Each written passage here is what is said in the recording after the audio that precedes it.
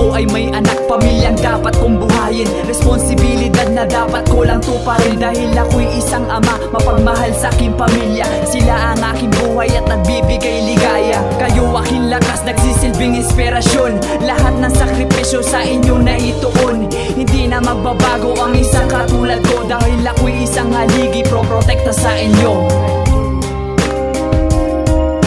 Minsan ako'y nangarap ng isang magandang buhay, mag-isa na tumayo upang maging matagumpay. Ako'y hindi nakakalimot na ako'y magpasalamat, at siya ay nasa taas, humihingi po ng patawad. Habang ako'y nasa baba, gagawin lahat ay tama upang di mauwi sa bisyo, harapin na ang umaga. At sa aking pagising at pagmulat ng mata, makikita panganay ko at aking mahal na asawa.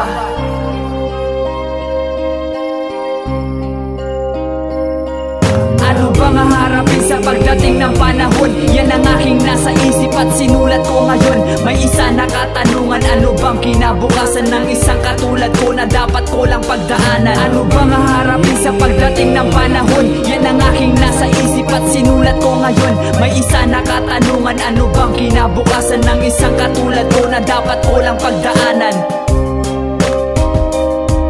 Ayos lang sa akin, sadyang ganito ang buhay. Kailangan kong kumayot para tawagin kang mahusay. Di panghinaan ng loob, mananatili itong matibay. Para sa hinaharap, magkaroon nito ng kulay. Ako ay may anak, pamilyang dapat kong buhayin, responsibilidad na dapat ko lang tuparin. Dahil ako'y isang ama, mapagmahal sa aking pamilya. Sila ang aking buhay at nagbibigay ligaya.